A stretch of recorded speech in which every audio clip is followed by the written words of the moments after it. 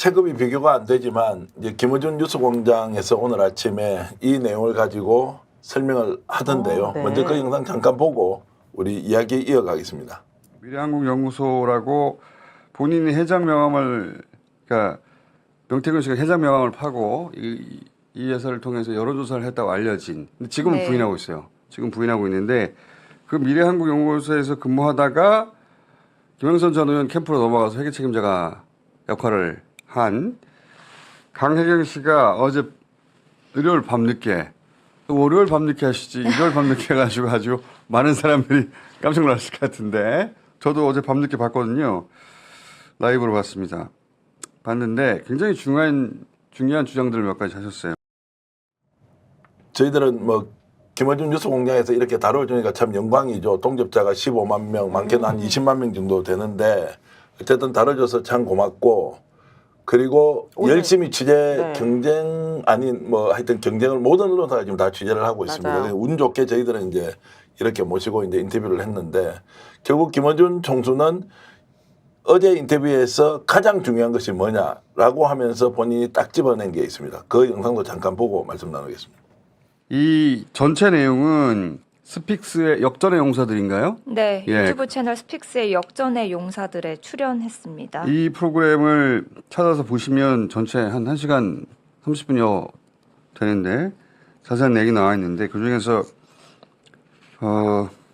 강혜경 씨가 했던 해명과 주장 중에 해명의 분은 설명이죠. 예, 이분은 처음으로 본인 입장에 관해서 설명을 한 거죠. 대선이 끝난 후에 자 그러면 정산서 뽑아봐라 해가지고 정산 내용을 쭉 뽑았다는 거예요. 그게 3억 6천이었고 네. 이 정산 서류도 지금 여전히 있다는 거예요. 그래서 그걸 들고 갔는데 3억 6천만 원 받아야 될 거 아닙니까? 지역의 업자이고 후보는 당선이 됐잖아요. 네. 그러면 이제 선거 이게 정치 자금에 해당된단 말이죠. 정치에 필요한 선거 운동이니까 그 여론조사니까. 그러면 돈을 받아왔어야 되는데 돈을 안 받았다. 근데 이 강영현 씨가 이야기로는 돈을 안 받고 공천을 받아왔구나. 자, 3억 6천 돈을 받아와야 되는데 돈을 못 받고 공천을 받아왔다. 이게 얼마나 김갑수님 심각한 문제입니까? 그 채무를 일종의 채무죠. 예. 일종의 채무를 이제 국회의원 자리로 해결해 줬다. 예. 그 매관 매직이라는 게 조선조 때 있었던 얘기 같은데 이 현실로 벌어진 거예요. 저도 어제 아주 공교롭게요. 그 거의 실시간으로 그냥 탁 이게 걸려서 하는 줄도 모르고 있다가 전체를 다 들었는데 네. 강혜경 씨가 말을 하는 스타일이 꼭 이 진보 그 지지자들이 원하는 대로 답변하는 게 아니라 자기가 겪은 일의 사실관계를 그냥 얼개를 쭉 말하는 그런 거더라고요. 근데 얼마나 더 많은 디테일을 알고 있는지 그거는 이제 앞으로 지켜봐야 되겠지만요. 저는 강기경 씨에게 좀 이 한 가지 더 부탁을 하고 싶은 게 있는데 이분도 자기가 얘기할 수 있는 선에서 얘기할 거 아니에요. 대신 디테일을 좀 많이 흘려줬으면 좋겠어요. 몇 월 며칠 어떤 식당이나 어떤 맥주집이나 어떤 공간에서 무슨 직접 표현을 그대로 코테이션 하듯이 따갖고 그대로 알려주는 듯이 그렇게 얘기를 해줬으면 좋겠는 게 사실 우리가 궁금한 거는 김건희 씨가 얼마나 뒤에서 작용을 했는지 그다음에 명태균 씨가 실제로 대통령 부부 내지는 여타 유력 정치인들을 어떻게 움직였는지에 대한 사실의 조각들을 강경 씨 입을 통해서 알고 싶은 거거든요. 어쨌든 지금 질문하신 내용이 공짜 여론조사를 해주고 그 대가로 국회의원 자리 공천해줬다라는 게 여기서는 지금 움직일 수 없는 사실 같아 보이거든요. 현재까지 이제 진행된 걸 보면 이거를 어떤 법률로 처벌할 수 있는 건지 좀 변호사 좀 조력을 받고 싶어요. 네. 근데 강혜경 씨는 개인이잖아요. 네. 사실 그렇기 때문에 이 책임도 본인이 오롯이 져야 되고 대한민국의 가장 모든 사람들이 집중하고 있고 또 사실은 지역 자체가 보수의 텃밭이고 이래서 사실 정말 대단한 용기를 내신 거고 이분을 좀 지켜줄 수 있는 뭐 당이라든지 뭐 이런 좀 그런 조력자가 필요해 보이는데요. 저라면 무서워서 못했을 것 자, 같아요. 그래서 지금은 이제 특정 정당하고 손을 잡기도 부담스러운 게 네. 혹시 또 이게 뭐 사주 프레임 이런 게 좀 있을 수 있지 않습니까? 그리고 공익 제보자로서 또 권리를 갖는 것도 현실적으로 시간적으로 굉장히 어렵고 검찰 수사는 계속 이어지는데 야, 강행씨가 명태균과 김영선 전 의원이 저질렀던 모든 횡령과 관련된 걸 다 덮어 써라. 이거는 이제 덮어 쓸 수가 없는 거 아닙니까? 그쵸. 그러니까 이런 무리한 부탁을 하고도 받아들일 수 있다고 착각한 김영선 전 의원, 명태균 대표도 웃기는 거 아니에요? 그렇죠. 그러니까 이제 그 강영 씨가 얘기한 게 있지 않습니까? 명태균 씨가 미래한국연구소인가요? 다른 대표에게 다 덮어씌웠다는 얘기를 하잖아요. 네. 그러니까 사례가 있는 거예요. 명태균은 제가 다 조정을 하고 있다고 생각을 하고 조정을 하다가 법 위반 상황이 발생하면 다른 사람을 내세워서 그 사람이 대신 처벌받게. 근데 그 사람들은 대부분 그냥 벌금형을 받았는데 지금 횡령 이런 부분 같은 경우는 벌금을 넘어서는 형태로 갈 수 있는 측면이기 때문에 강영 씨 입장에서도 본인이 한 일은 없잖아요. 다 시켜서 한 거 아니에요. 따지고 네. 보면 네. 명태균 씨가 시켜서 소위 여론조사가 벌어졌고 여론조사와 관련해서 본인이 거기에 대해서 중간에서 다리를 놓은 역할을 한 것이고 또 명태균 씨가 김영선이라는 의원이라는 사람과 만나서 그 과정에서 일을 하다가 회계 책임자를 하라고 하니까 한 거고. 그러니까 모든 지시는 명태균 또는 김영선이라는 사람이 진행을 한 건데 거기서 벌어진 위법 사항은 회계 책임자가 너니까 네가 책임자라고 얘기하면 그 누가 책임지겠습니까? 그럼요. 말이 안 되는 거고 또 거기다가 말씀하신 것처럼 본인이 명태균이 야 이거 좀 정산서 만들어봐. 그래서 3억 6천인가요? 만들어서 가서 돈 받아올게. 라고 했으니까 그 돈을 받아오게 되면 자기 회계 처리가 아무런 문제가 없게 되는 거잖아요. 네. 근데 가서 돌아와서 돈은 안 가지고 갑자기 자 이동해서 선거운동 준비해라라고 얘기를 하는 상황이니까 선거운동대로 해야 되고 회계 책임자로서 본인은 또 선거법상 뭐 예를 들면 뭐 정치자금 부정수수 문제나 공직선거법 위반 사례가 되는 걸 본인도 알 테니까 그냥 회계 책임자 하면 교육 받아요. 뭐가 문제인지에 대해서 이런 매우 예를 들면 고통스러운 상황들이 계속 이어졌을 거다라는 생각이 드는 것이고 저는 그런 어떤 그런 과정에 대한 내용과 본인 스스로 느꼈던 아니 아무리 우리가 보수적인 정당이지만 이런 식의 정치가 평행하면 되겠어라고 하는 정의로운 생각 이 두 가지가 결합돼서 소위 공익적인 제보를 그것도 얼굴을 드러내겠다라는 측면에서 우리 사회가 이런 사람들을 보듬어주지 않는다면 맞아. 앞으로 누가 맞아요. 이런 예를 들면 본질적인 내용에 대해서 국민들에게 공개할 생각을 하겠어요? 그러면 계속 악은 계속 어둠 속에 숨어서 더 창궐할 수밖에 없는 상황이 벌어지기 때문에 네. 뭐 이건 좀 우리가 지켜줘야 될 대목이라는 생각이 듭니다. 그러니까 이제 왜 3억 6천을 못 받아왔느냐고 엄청 따졌대요. 왜냐하면 여론조사 회사에서 조사를 했는데 돈을 안 가져오니까 당장 굶어 죽게 되잖아요. 그래서 따지니까 못 받아왔던 이유를 처음에는 안 준다고 했다가 그 뒤에는 우리뿐만이 아니고 다른 사람들 다 받아가야 될 사람이 많아서 그리고 이제 대답을 일단 하지 않더라. 그리고 그 뒤에 나온 게 어창구 선거 준비하라라는 것이 이제 어제 정언의 내용이었고요. 오늘 여러 언론이 보도를 했습니다. 좀 특이한 게 있는데 일단 언론 보도 내용을 보면 오마이뉴스가 이제 이 내용을 좀 상세히 다루었습니다. 저희들이 자료 사진 준비했는데요. 오마이뉴스가 김영선 회계 책임자 폭로 대선 여론조사 대가가 김영선 공천이었다 이제 이런 쪽으로 보도를 했고요. 그리고 이제 MBC 뉴스에서도 보도를 했습니다. 얼굴 공개하고 작심 폭로했다. 경향신문도 보도를 2차례나 했더라고요. 그리고 JTBC도 저희들이 이제 송출했던 영상을 가지고 이렇게 보도를 해서 그래도 우리가 열심히 노력했구나라고 했는데 김갑수 선생님 특이한 게 있습니다. 조중동이 이것을 다루지 않습니다. 네. 오히려 동아일보는 오늘 일면머리 기사로 명태균 대표와 인터뷰한 내용들은 쭉 나왔고 본인이 어느 정도 힘이 있는지를 보여준 기사는 썼는데 왜 조중동은 이 문제에 대해서 공익 제보자 성격의 폭로가 있었는데 보도하지 않는 걸까요? 그러니까 이 폭로의 휘발성을 그들도 알고 있고, 그러니까 어느 결정적 타이밍을 노리고는 있을 텐데 박근혜 탄핵 과정에서도 보면 조선일보가 참전을 처음부터 한 게 아니거든요. JTBC만 이제 막 하고 있다 어느 시점에 TV조선서부터 조선일보가 확 뛰어드는 일이 벌어지는데 계속 지금 이 보수 언론들이 보고 있는 것 같아요. 지켜보고. 예, 그래서 이 정권이 이제 진짜 본격적으로 몰락하는구나라는 시점에 되면 그때 그러니까 8월 16일부터 독립운동하는 거 있다고 그러잖아요. 예. 친일파들이. 그런 식으로 아마 계속 기회 엿보고 있는 걸 텐데 이미 보수 언론들도 개별 논설위원 선상에서는 이제 이거 안 되겠구나 하고 돌아선 흔적들이 많죠. 예. 그래서 이 강혜경 씨까지 자기들이 이제 실어서 본격적으로 보도하기 시작하면 이게 뚝이 무너지겠구나 이런 걱정을 하고 있는 거 아닐까요? 근데 이 정도 내용 같으면 구체적인 녹취도 이미 나왔고 뉴스토마토를 통해서 당사자가 출연해서 여러 이야기를 또 더 합니다.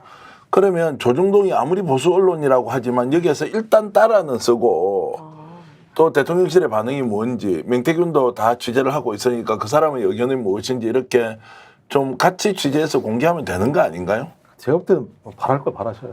아니 그렇다 하더라도 그러니까 지금까지 사건이 계속 터졌는데 계속 조중동은 이 사안과 관련해서 나오는 부분에 대해서 보도한 적이 거의 없어요. 실제적으로요. 그리고 지금 아까 아까 제가 말씀드렸던 게 채널 A가 시작을 하는 거예요. 채널 A가 보도한 건데 날 잡으면 한 달 만에 대통령이 탄핵될 텐데 감당되겠나? 감당되면 하라. 이런 내용을 채널 A가 3일 동안 동행했다는 거예요. 채널 A도.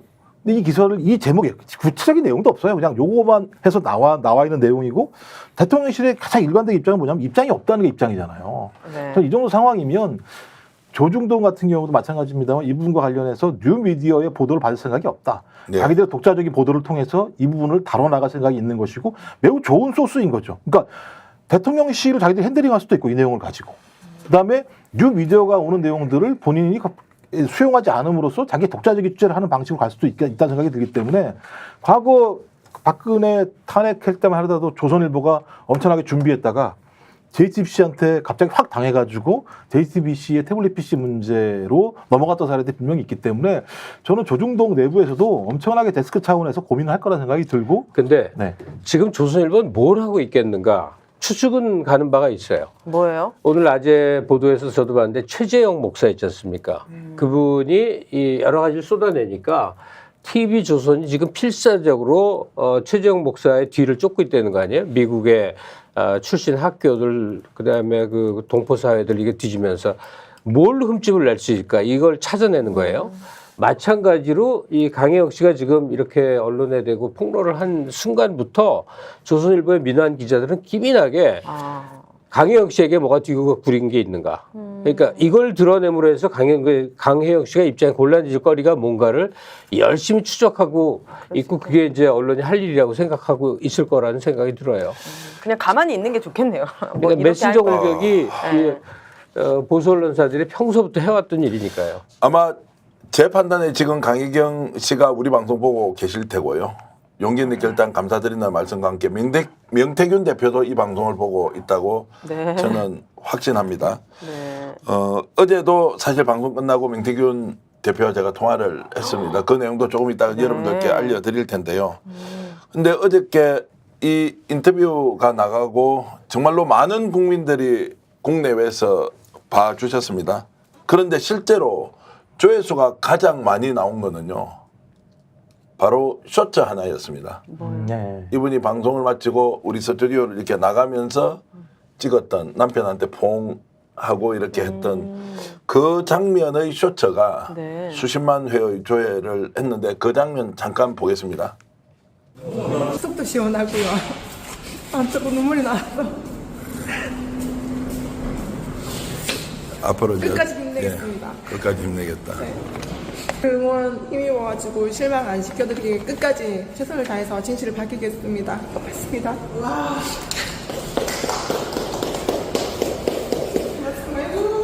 노변하고 같이. 너무 고생했어요. 필요한 거 있으면 말씀하시면 제가 열심히 볼게요. 너무 자, 얼마나 이제 힘드셨을까요? 저걸 보고 울었다는 분도 댓글에 너무너무 많이 달려 있고요. 잠깐 저런 봤는데도 눈물 나네요. 예. 용기.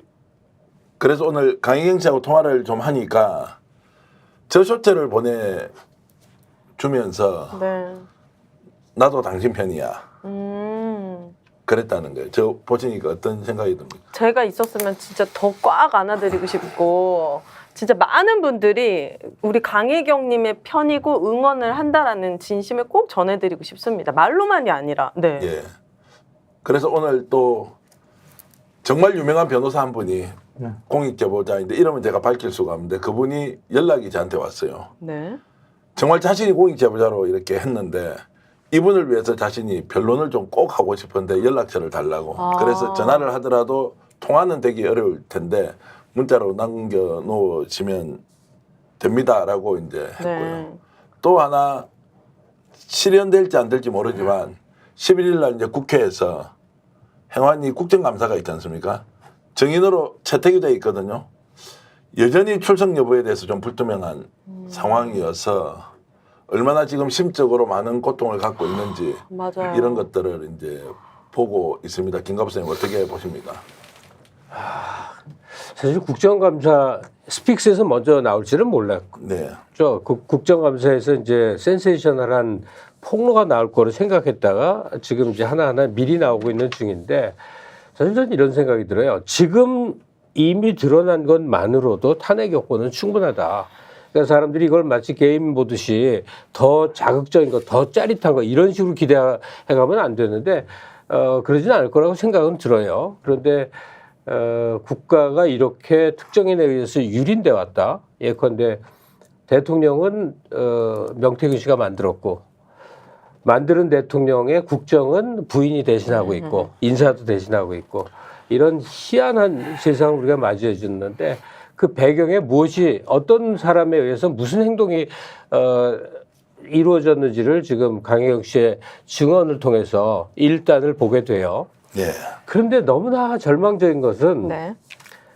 명태균 씨가 이런 방송을 통해서 자기 변호를 할 때는 나는 당당하고 나는 정직하고 나는 올바르고가 굉장히 강조되고 비교적 정상적인 사람처럼 보여요. 네. 근데 화가 나서 협박하던 녹취록 속의 목소리를 들어보세요.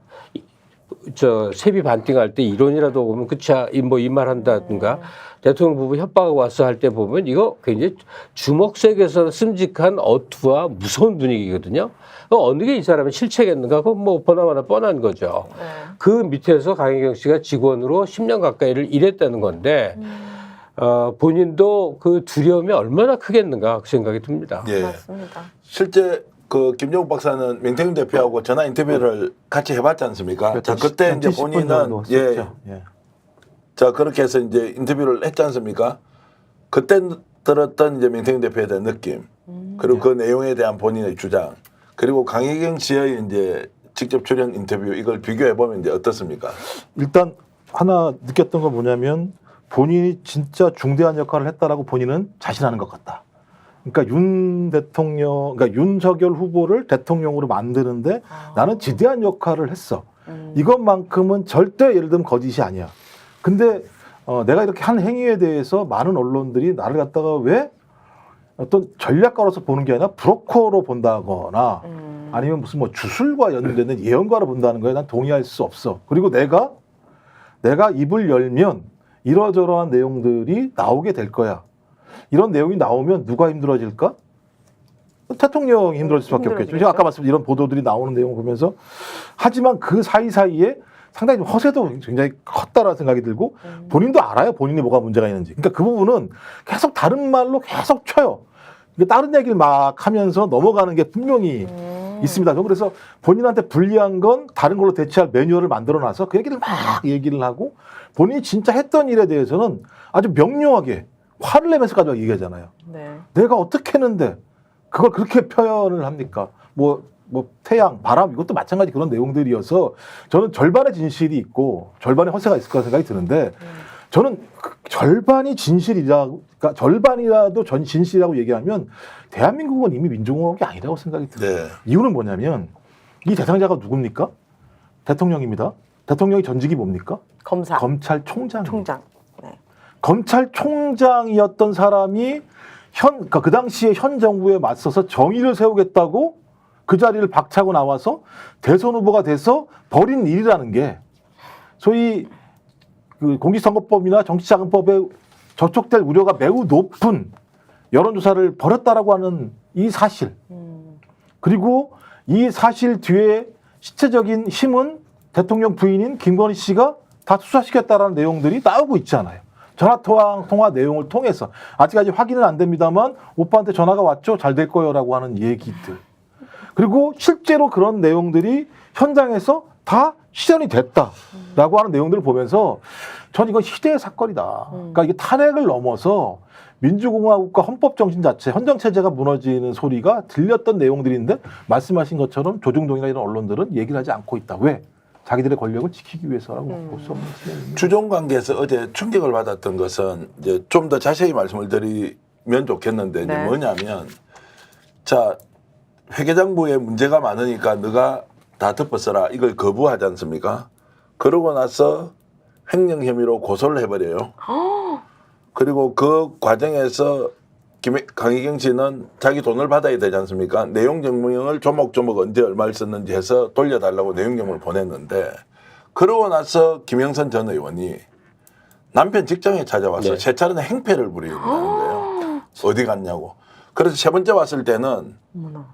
112에 신고까지 했다. 어. 어떻게 국회의원이 그런 짓을 할 수 있느냐는 생각이 그냥 듭니다. 적반하장 아니에요, 근데 이 사람들은? 그 김영선 씨는 뭐 국회의원을 떠나서 그냥 일반 사회에서 본다 하더라도 그 막장 행보거든요. 그러니까 저런 모습의 사람이 국민의힘을 구성하는 의원들의 일반적인 모습인가? 이권이 있으면 수돗물도 떠먹고 이상한 업자들하고 뒤에서 놀아나고 심지어 언젠가는 나올 그 좋지 않은 소문, 언젠가는 나올 겁니다. 근데 도저히 말하기 도저히 입에 올려서 말할 수 네. 없는 그 소문까지를 포함해서 정말로 막장의 끝을 보여주는 게 저게 김영선이라는 사람만의 특정한 행동으로 보이지 않는 게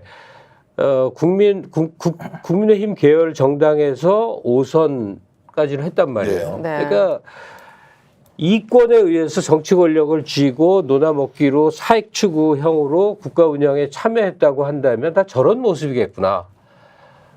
야, 근데 좀 안타깝죠. 김영선 씨 등록 재산 보면 그거 좀 일부라도 팔아서 좀 메꿨으면 이런 동티는 안 났을 텐데 말이에요. 얼마나 탐욕적이면 그 돈조차 자기 직원의 그 돈조차 떼어먹으려고 저 막장 행각을 벌이고 그럽니까? 김영선 의원이랑 강혜경 씨는 일한 지 오래되신 사이인가요? 그러니까 이제 보궐선거 끝나고 나서 2022년 6월 달에 당선을 하잖아요. 네. 그럼 그 전에 선거운동 기간에는 명태균 대표의 회사 직원이었으니까 11년 선거운동을 정도. 하고 네.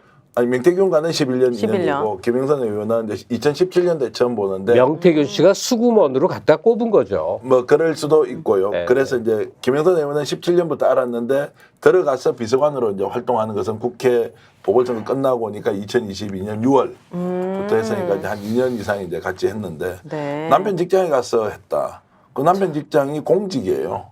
거기 가서 행패를 부리는 이유가 뭐냐? 내가 이렇게 행패 부리니까 너 내 말 듣든지 어떻게 하라고 이렇게 이제 자기 직원한테 지금 누명 씌운 거 아니에요? 누명 씌운 거고 그래서 그렇게 당당하지? 그 112에 있는 이제 112에 있는 뭐라고 해야 됩니까? 이제 그 경찰? 경찰이라고 해야 되겠죠. 네. 이분이 계속 그 증거를 모아놓고 신고하라고 했다는 거예요. 이게 말도 안 되는 행위를 김영선 의원이 하니까 아. 이분도 공직이고 그분도 공직이지 않습니까? 경찰 공무원일 테죠. 네. 그런 정도까지 행패를 부렸는데 뭐 그 증거도 다 가지고 있지만 이제 공개는 하지 않는데 그 정도로 악행을 저질렀다. 왜 이런 비행을 참 이제 정말로 이렇게 벌였는지 알 수가 없다. 이런 생각이 듭니다. 질문이 있어서 김갑수 선생님 저 김정욱 박사 해가지고 문화평론가처럼 네. 김영선 명태균 도대체 무슨 관계냐라고 하는 질문이 계속 올라오고 있습니다. 아 아무도 안 올라오는데 아니, 댓글에 올라와 있습니다. 제가 봤습니다. 김영선과 명태균 씨가 무슨 관계냐? 무슨 관계냐? 서로 키워주길 바라고 이런 갑을 관계. 쌍욕까지 직접 할 수 있는 관계면 갑수 선생님 어떤 관계라고 우리가 추론할 수 있습니다. 주종 관계. 제가 말을 안 가리는 사람이에요. 예. 심지어 어떤 사람은 제가 오면 방송을 못 하겠대요. 자기도 걱정이 돼서. 네. 근데 말을 못 하겠습니다. 그러니까 둘 관계의 진실에 대해서 직접 눈으로 본 건 아니고 네. 주변의 증언들이 통해서 제 귀에까지 들려왔으니까요. 근데 이게 정말 너무나 추악하고 심각한 겁니다. 네. 그래서 네. 말을 못 하겠어요. 말을. 지금 댓글로 쭉 답을 주시는 분들 이 공동체. 확실히 이 공동체는 맞는 것 같아요. 부분이고요. 본질적으로는 그거보다 더 세비 반띵. 이 정도. 세비 반띵은 경제 공동체입니까? 경제 공동체. 그것도 아니고 여러분들이 이미 답을 알고 있습니다. 그래서 그 보좌관 중에 또는 보좌진 중에 또는 수행비서 중에 정말로 두 사람 관계 꼴보기도 싫을 정도다라고 했다고 하니까 여러분들이 상상하시면 됩니다. 그렇게 하고 입에 담지 못할 쌍욕까지 했다라고 하는 증언은 10군데가 넘게 있습니다. 근데 그 이야기는 두 사람의 관계에 대해서는 사적 영역이니까 일일이 파서 취재해서 보도할 내용은 아니지만 그 정도로 비정상적 관계를 유지해왔다 정도 해보겠습니다. 아니 그러니까 말씀 중인데요. 예. 그 명태균 씨가 김영선에게 했다는 그 쌍욕은 뭐냐면 세간에서 얘기할 때 그 제일 그 막 하는 욕 있지 않습니까? 네. 제일 저질. 예, 그거잖아요. 그 여자 의원을 향해서 예, 예. 지금 그러고 있는 거 아니에요? 뭐 사람 욕할 수도 있는데 저도 그런 사람이 그 국정을 책임지는 대통령과 대통령 부부의 뒤에서 이 대화 상대자가 된다는 사실부터 너무나 놀랍지 않습니까? 우리가 윤석열 씨의 언행을 봐왔기 때문에 수준이 바닥이고 정말 밑바닥 인생과 다를 바 없는 사람이라는 걸 보긴 봤으나 그러나 검찰총장이고 이제 대통령이고 이랬다면 최소한도 어떤 수준의 사람들과 대화를 하고 관계를 맺어야 되는지에 대한 기본 상식이 있는데 이거는 완전 뒷골목 시정 잡배들과 같이 어울려서 국정을 논의하고 아이디어 하나 주면 불쑥 정책 발표하고 이런 짓이 매일매일 반복되어 왔겠구나. 암담한 생각이 들죠. 그런 판단할 수도 있고요. 대통령 앞에서 또는 함성덕 교수 앞에서 김종인 위원장 앞에서 했던 행동과 또 김영선 의원과 했던 행동은 다르다. 뭐 이런 의견도 있으니까요. 네. 그러나 본질은 똑같다. 아니, 수준이 그냥 나오겠죠. 예, 이제 그렇게도 볼 수 뭐 있는데 이 정도면 아수라백작이죠. 아수라백작. 말씀하신 것처럼 자기가 권력을 위해서 권력과 연계될 수 있는 사람 앞에서는 충성의 언어 또는 꼭 필요한 것들을 갖다 받쳐주는 존재자. 뭐 뒤에 와서 자기가 다 조정했다고 얘기할지 모르겠습니다만 그렇지 않고 자기가 부려먹거나 자기가 뭘 준 사람에 대해서는 그것이 사실이라면 말도 안 되는. 제가 상식적으로요. 저도 같이 있으면 저보다 9살, 10살 연배가 많은 분한테는 항상 조심스러워요. 네. 옆에 계신 임가 선생님 같은 케이스지 않습니까? 네. 조심조심할 수밖에 없는데. 조심하지 마세요, 저한테. 아니야, 조심해야 돼. 그 상식적인 건데 지금 이 상황은 거꾸로 된 거잖아요. 나이가 그 정도 어린 사람이 그렇게 많은 사람이 보는 앞에서 그런 요구를 할 수 있을 정도라면 저는 완벽하게 가스라이팅을 당하고 있거나 김영선 의원이 아니 뭔가 중대하게 어떤 위법사항이 잡혀 있거나 아니면 소위 이 많은 분들이 올라오고 있는 어떤 그런 관계들이 형성됐기 때문이라고 밖에는 달리 추정할 수가 없기 때문에 이건 무슨 뭐 그냥 단순한 사건 단순한 사건 하나가 아니라 여러 가지가 얽혀가지고 지금 만들어낸 지금 뭐라고 이거 참 말하기가 애매한. 명태균 씨는 뭐가 그렇게 당당해서 그러면 그렇게 막 내 손 안에 다 있다 막 이렇게 하는 거예요. 본인도 털면 아주 다 나오겠구만. 아니 명태균 씨 둘인 게. 자기 체험을 통해 볼 때는 아이디어가 떠올라서 관계 맺은 이 여권 실력자들하고 쏘서 얘기를 했는데 그게 적중도 많이 하고 그러니까 실제로 역량이 있었던 사람인 건 맞는 거예요. 그게 비선으로서 뒷골목에서 희한하게 이루어져서 이게 국가 시스템이 붕괴되는구나 이렇게 생각하는 거죠. 자. 제가 기회 있을 때마다 말하는데 지금의 집권 세력을 상징하는 얼굴들이 여기 다 모여 있구나. 네. 정책을 결정하고 국정을 운영하는 이 브레인은 명태균이었구나. 그다음에 국민의힘 의원을 상징하는 전형적인 모습은 김영선 씨구나. 그다음에 행정직이면서 특히 용산 대통령직을 상징하는 두 인물은 김대남과 김태효구나. 네. 딱 김대남, 명태균, 김태효, 김영선 씨의 모습을 쫙 그려서 합쳐놓으면 윤석열 정부 이게 딱 떠오릅니다. 자, 김한수님께서는 모르는 이야기는 삼가하면 좋겠다라고 이렇게 말씀 주셨는데 제가 대답을 좀 드리겠습니다. 알고 있지만 다 할 수가 없다. 네. 왜냐하면 그것은 공적 가치보다는 비공적 가치가 더 크기 때문에 말씀드릴 수 없다는 것이고 여러분들이 지금 댓글로 올려주시는 내용의 상당 부분이 진실이다 이렇게 하고요. 우리가 좀 더 달려야 하니까 네. 오늘은 이제 이 문제가 탄핵의 스모킹건이 될 수 있다. 트리거가 방아쇠가 될 수 있다. 이렇게 했는데요. 먼저 박지원 전 국정원장 박지원 의원께서 노련하게 질문하면서 새로운 소식까지 덧붙여서 오늘 국회에서 질의를 했습니다. 직접 보시겠습니다. 강혜경 씨한테 얘기합니다. 지금 빨리 준비해라. 내가 보고해야 된다. 이렇게 하면서 또 서울에 가면서는 돈 받아오니까 빨리 준비해라. 또 다른 제보자에 의하면은 이번에 서울 가면은 10억 받아온다, 20억 받아온다 했는데 결국 3억 6천만 원도 못 받은 거예요. 그 3억 6천만 원 여론조사 경비 대가 못 받은 대신에 김영선 전 의원이 창원 해창구의 보궐선거 공천으로 돌아왔습니다. 그렇다면 이것은 정치자금법 위반이 아닌가요? 아까 오전에도 비슷한 질의에 대해서 제가 답변 드린 적이 있는 것 같습니다만은 뭐 그 부분에 대해서 전체적인 사실 맥락을 좀 봐야지 제가 거기에 대해서 판단할 수 있을 것 같습니다. 예.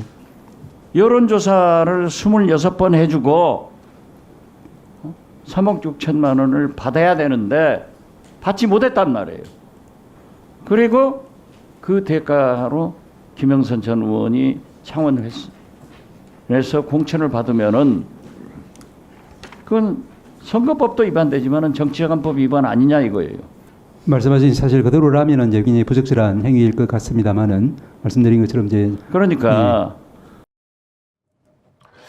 자, 지금 이제 박지원 의원이 이야기했던 건 어제 인터뷰 내용에서는 뭐 3억 6천까지 나왔는데 박지원 의원이 다른 제보 또는 취재를 해보니까 명태균이 10억이다, 20억이다 당당하게 받아올 것처럼 했는데 3억 6천도 못 받았다. 이제 이 내용은 김갑수 선생님 어떻게 해석해야 되겠습니까? 아유, 능히 추정이 가능하죠. 지금 명태균 씨가 몇 년 전에 그 사기 사건이 있었잖아요. 변호사법 위반이라는 게 사기친 거예요. 내가 유력한 사람 아는데 너 출마하면 도와줄게 해서 돈 받아먹고는 알고 봤더니 아는 관계도 아니었던 이런 언행으로 자기 힘을 행사하는 사람이 진짜로 대통령 후보자와 왕래를 했고 그 집에 가서 술도 마시고 놀았단 말이에요.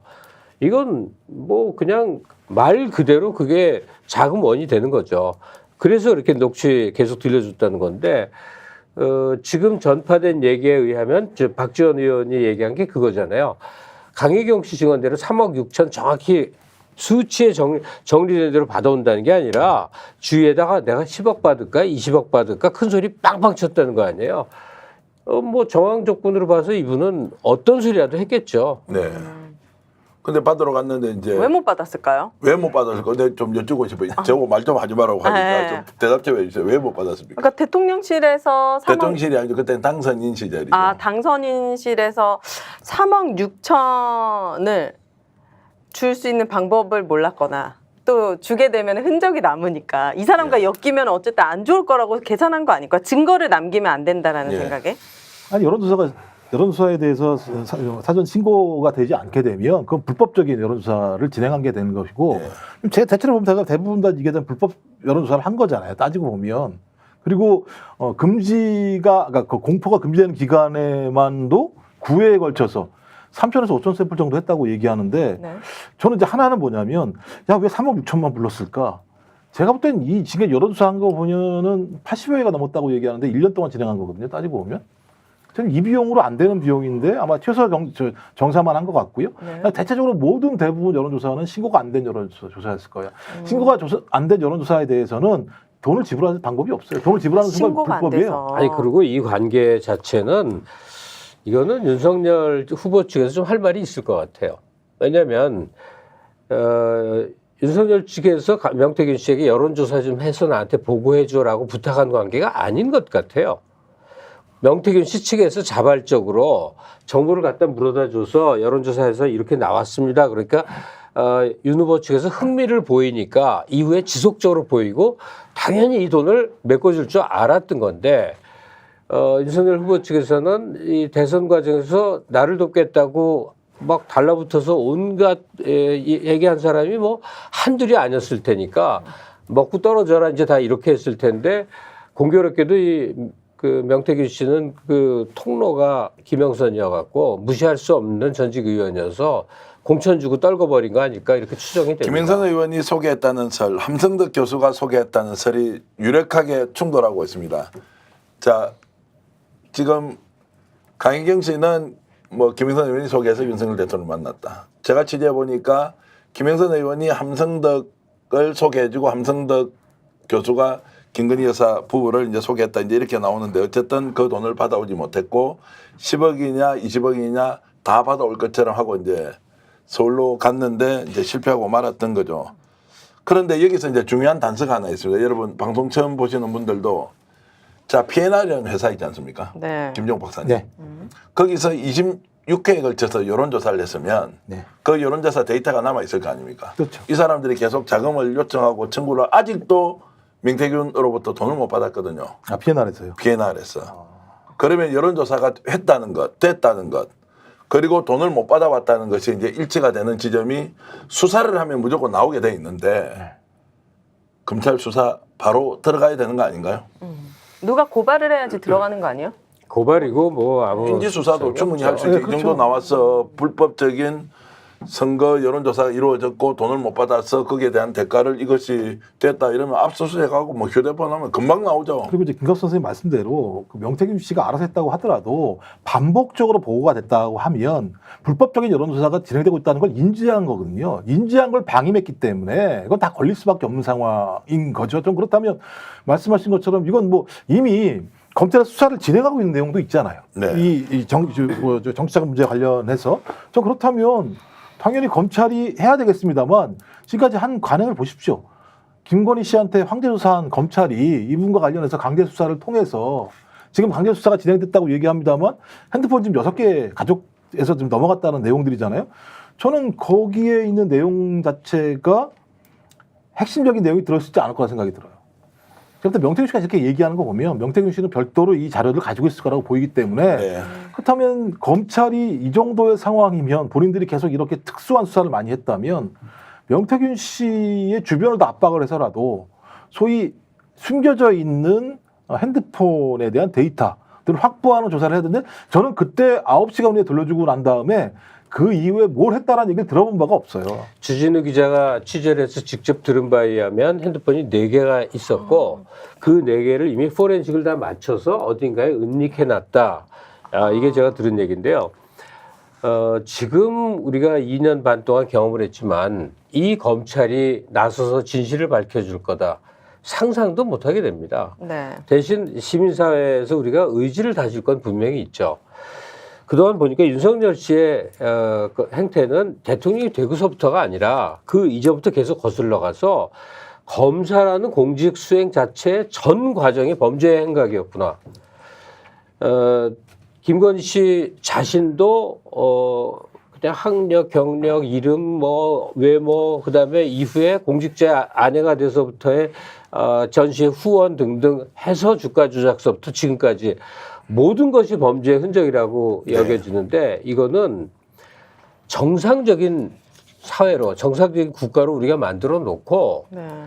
샅샅이 밝혀서 가장 강력한 처벌을 해야 될 문제에 의지를 다져야겠구나 이런 생각을 합니다. 자, 명태균 생각 깊게 해서 인정하고 폭로하세요. 그 정도 강단은 된다고 본다. 명태균 화이팅, 고백하라, 자백하라, 터뜨려라. JK님의 말씀인데요.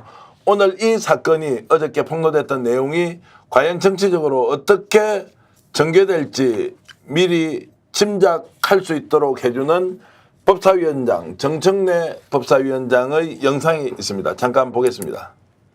매우 놀라운 일이 어제 스픽스에서 공개가 됐습니다. 3억 6천만 원 여론조사를 했다는 거예요. 명태균 씨 얘기 들어보시죠. 하여튼 조사 돌리면서 할 때마다 나한테 좀 얘기를 해줘요. 맨날 유성에서 뭐 해줘야 돼. 보세요. 대선 기간 때 특히 또 깜깜이 기간에를 포함해서 26차례를 3억 6천 비용을 들여서 여론조사를 해줬다는 거예요. 그런데 국민의힘 대선 회계장부에는 이 명목이 없습니다. 불법이죠. 그래서 3억 6천을 달라고 비용을 추계를 했다는 얘기를 어제 강혜경 씨가 스픽스에서 폭로했습니다. 들어주시죠.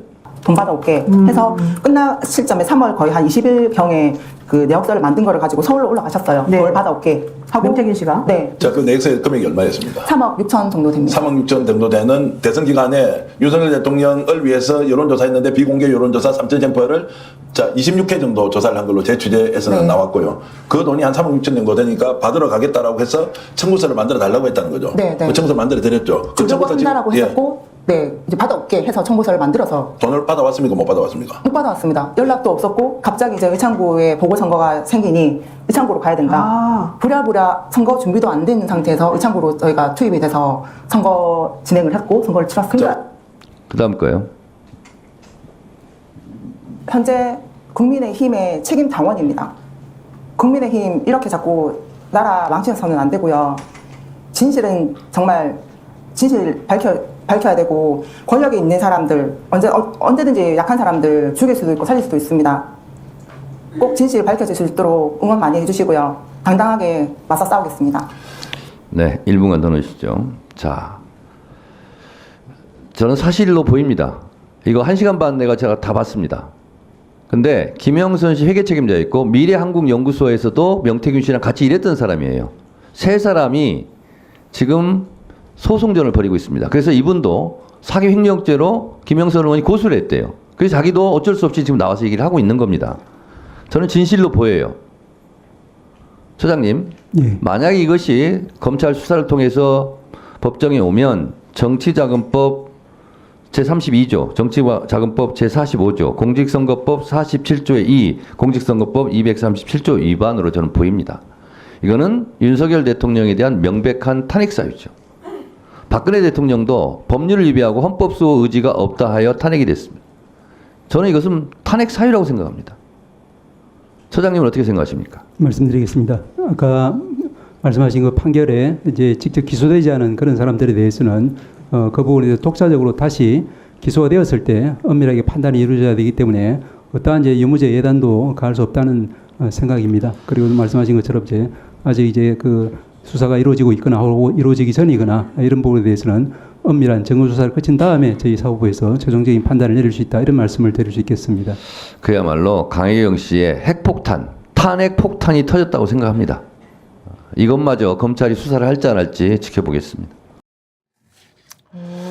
자, 여기에서 이제 지금 탄핵의 폭탄이 터졌다. 네. 그리고 명백한 불법 검찰 수사해야 된다 말아야 된다. 이제 두 가지로 좀 나눠서 보면 김정욱 박사 탄핵의 폭탄 맞습니까? 아니면 검찰 수사 바로 이루어질 수 있을 것 같습니까? 저는 이건 탄핵 사유라고 봐요. 그러니까 법원 행정처장 같은 경우도 자신의 위치 때문에 말을 하지 못하지만 그것이 팩트라고 한다면 법리적으로는 탄핵 사유가 된다라고 본인도 인정하는 측면들이 분명히 있고요. 이건 세 건이 걸려 있는 겁니다. 2022년 대선 과정에서 정치자금법 위반과 공직선거법 위반이 있는 거고요. 또 하나가 2022년도 6월 달에 있는 보궐선거에서 공천을 개입했다라는 문제가 있는 것이고요. 2024년도 마찬가지입니다만 공천에 김건희 씨가 개입하려고 했었는데 한동훈과 김건희 간의 세력 다툼 때문에 제가 힘이 없다는 얘기도 좀 그거라는 생각이 드는 거예요. 그러니까 뭐 객관적으로 정의롭게 이런 게 아니라 이 원래는 자기 마음대로 하려고 했었는데 한동훈이라는 비대위원장이 생각이 바뀌면서부터 내가 과거에 했었던 전략공천의 방식 자체가 지금은 불가능하게 힘이 없었다고 얘기를 하기 때문에 저는 지금 나온 부분들은 2022년 대선 과정에서 불거지고 있는 헌법과 법률 위반 상황이라고 보는 것이고요. 그다음에 우리가 맨 처음에 나왔던 얘기는 선거 공천 개입 문제인 것이고 이제 아마 뒤에도 나오겠습니다. 2024년 문제 같은 경우는 저는 이런 내용에 대해서는 분명히 명백히 헌법과 법률을 위반했지만 검찰은 저는 이거 손 안 댈 거라고 봐요.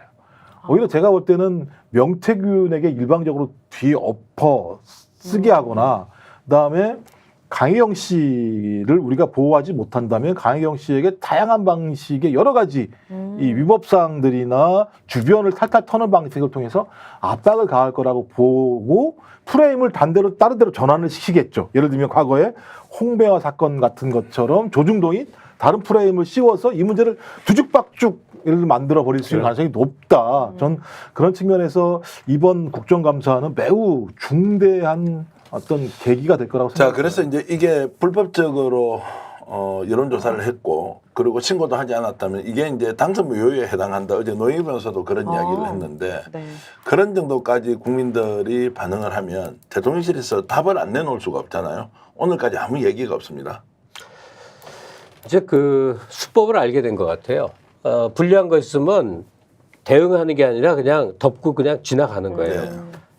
아주 불안해요. 대형 사건. 이 법사위나 혹은 국정감사를 통해서 터져 나오는 진실보다 더 크게 국민의 눈과 귀를 사로잡을 일을 계속 지금 모의하고 있지 않을까 이런 생각이 드는데요. 안 좋은 방식으로요?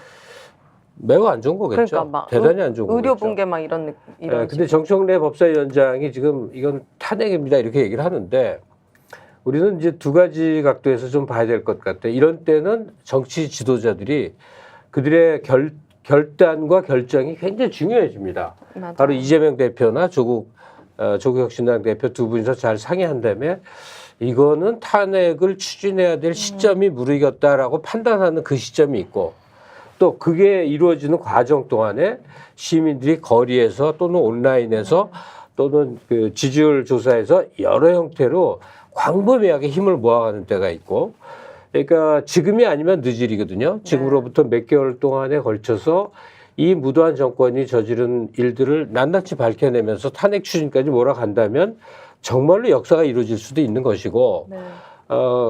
쭈뼛쭈뼛 멈칫거리다 보면 또 저들의 역공에 그냥 모든 게 허세로 놓쳐버릴 수도 있는 거고요. 맞아요. 그 국민들은 뭔가 진짜 심리적 탄핵에 끝까지 왔다고 생각하고 만약에 이번에도 그냥 조금 더 안전하게 한 방을 위해서 지켜봅시다. 이렇게 계속 몇 달을 끈다면 너무 절망적일 것 같아요. 자, 어제 그 인터뷰를 통해서 이제 공개가 다 됐지 않습니까? 올 법사위에서 저렇게 다뤘고 제가 명태균 대표로부터 전화를 한 통 받습니다. 어제 저걸 본 거죠.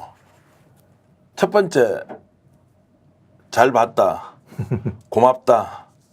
그리고 본인이 지금 처해 있는 여러 가지 상황들을 극복할 수 있겠다.